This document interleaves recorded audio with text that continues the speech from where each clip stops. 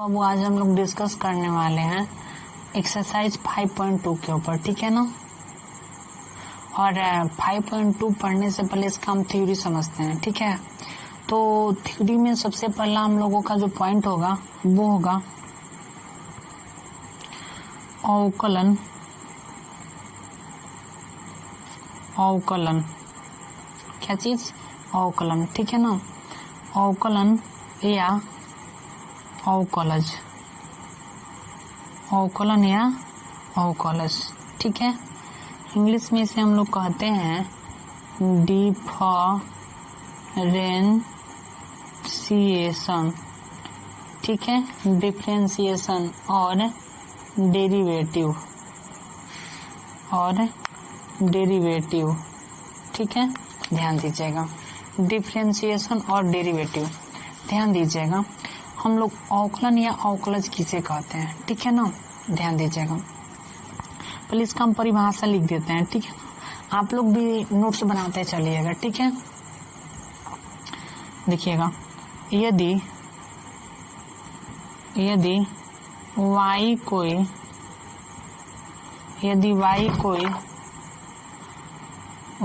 कोई फलन हो तो dy बाई dx को x के सापेक्ष अवकलन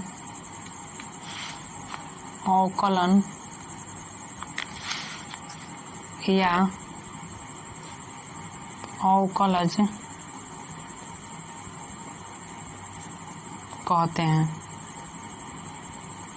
अवकलन या अवकलज कहते हैं, ठीक है। ध्यान दीजिएगा, ध्यान देने वाली बात यह है बाबू, देखिएगा कि अवकलन या अवकलज, ठीक है। अवकलन या अवकलज इंग्लिश में इसे बोला जाता है डिफरेंशिएशन और डेरिवेटिव, ठीक है। यदि y कोई फलन हो तो dy बाई dx को x के सापेक्ष अवकलन या अवकलज कहते हैं, ठीक है। आगे हम लोग चलते हैं। अगला जो पॉइंट है,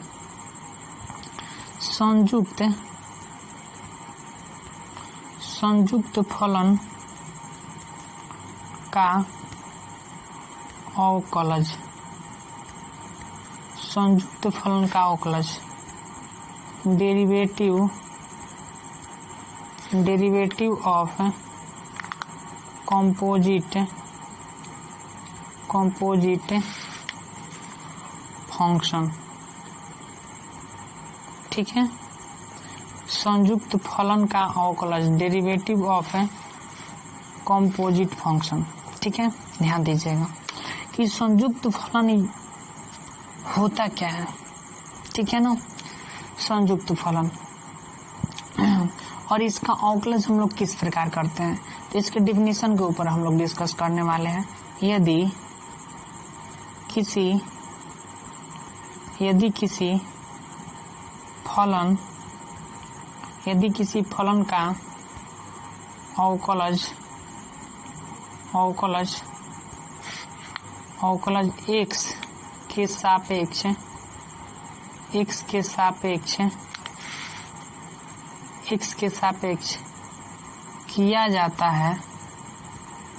के सापेक्ष किया जाता है, तो करने पर जो मान प्राप्त होता है तो उसे संयुक्त फलन का अवकलज कहते हैं। तो उसे क्या कहते हैं? संयुक्त फलन का अवकलज, ठीक है ना। ध्यान दीजिएगा। और अवकलन से संबंधित कुछ महत्वपूर्ण फॉर्मूला है, ठीक है, और उसको हम लोग देखेंगे, ठीक है।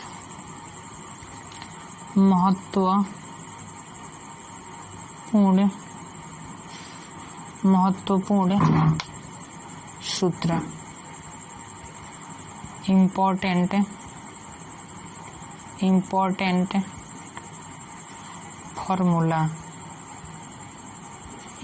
फार्मूला, ठीक है।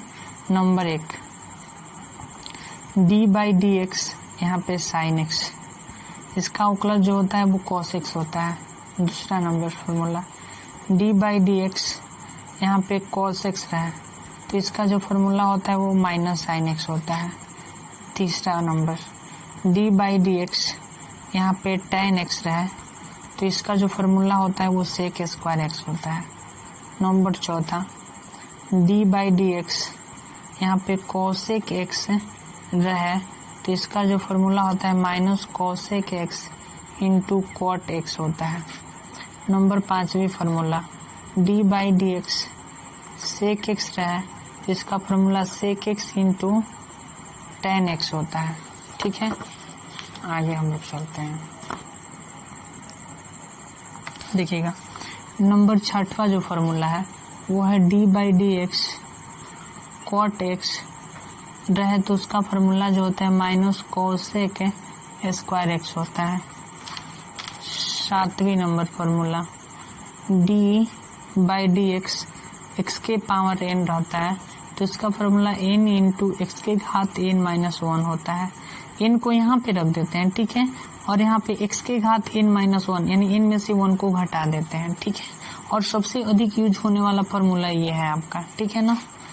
8वीं नंबर, d, जैसे कि एग्जाम्पल अगर हम बात कर ले, थोड़ा एक एग्जाम्पल ले लीजिए। एग्जाम्पल में अगर d x के पावर 5 बट्टा में अगर dx हो चला तो यहाँ पे ये n का काम कितना कर रहा है, 5 कर रहा है, तो यहाँ पे कितना हो जाएगा 5 इंटू x के घात n-1, तो n का काम 5 कर रहा है तो 5 - 1, ठीक है। तो इस प्रकार से 5x के पावर 5 गो में से 1 घटेगा तो 4 हो जाएगा, यानी 5x के पावर कितना हो जाएगा, 4 हो जाएगा, ठीक है। 8वीं नंबर फार्मूला ध्यान दीजिएगा। 8वीं नंबर फार्मूला, जब d/dx अगर √x रहे तो इसका जो फार्मूला आता है 1/2 √x हो जाता है, ठीक है। d/dx √x का जो डिफरेंशिएशन होता है, जो अवकलज होता है 1/2 √x होता है, ठीक है। 9 नंबर फार्मूला देखिएगा, d/dx अगर यहाँ पे c का मतलब कोई कांस्टेंट रहेगा, कोई कांस्टेंट यानी औचा राशि रहेगा तो उसका अवकलज जो होता है हमेशा 0 होता है। जैसा कि आप लोगों को हम 11th क्लास में पढ़ाए, बहुत अच्छी तरह से आप लोगों को पढ़ाए हैं, ठीक है ना। एग्जाम्पल के तौर पे अगर हम बात कर लेते हैं तो यहाँ पे d/dx अगर मान लेते हैं यहाँ पे 10 है, ठीक है, तो 10 आपको क्या है, 10 जो है वो औचा राशि है तो औचा राशि का अवकलज कितना हो जाएगा, 0 हो जाएगा, क्लियर है। अगला नंबर हम फार्मूला देखते हैं। फार्मूला कितना हो गया था, 9 गो फार्मूला हो गया था ना। तो 10वीं नंबर अगर हम फार्मूला की बात कर लेते हैं, थोड़ा सा ध्यान दीजिएगा। 10वीं नंबर फार्मूला, 10वीं जो फार्मूला d/dx अगर a के पावर x रहे, a के पावर कितना रहे, x रहे, तो इसका जो फार्मूला होगा वो a के power x into log a होगा, a के power x into log a होगा, a के power x into log a होगा। एग्जाम्पल के तौर पे अगर हम बात कर लेते हैं सर, तो यहाँ पे d/dx है, अगर 5 की पावर अगर x हो जाए, 5 की पावर कितना हो जाए, x हो जाए, तो यहाँ पे क्या हो जाता है बोलिएगा, ये 10 के 10 यानी 1 के पावर x 10 के 10 यानी 5 के पावर x 10 के 10, और यहाँ पे क्या हो जाएगा, log a हो जाएगा। क्लियर है, बात को समझ रहे हैं ना। तो आप लोग समझिएगा, ध्यान दीजिएगा। और हाँ, आप लोगों को हम एक बात बता देना चाहते हैं सर कि बहुत अच्छी तरह से आप लोग जो 11th क्लास में आप लोगों को हम कॉन्सेप्ट दिए थे उसको आप ध्यान से देखिएगा और उसको एक बार अच्छी तरह से पढ़ लीजिएगा, ठीक है ना। और हाँ, बस जितना हम आप लोगों को बता रहे हैं वो आपको केवल देखना है, ठीक है, और समझना है। बात को समझ रहे हैं सर, ठीक है बाबू। और हाँ, आप लोगों को हम ये जो फार्मूला 10 को बताए हैं ना, 10 को फार्मूला याद कर लेना है, ठीक है, ठीक है, बाय।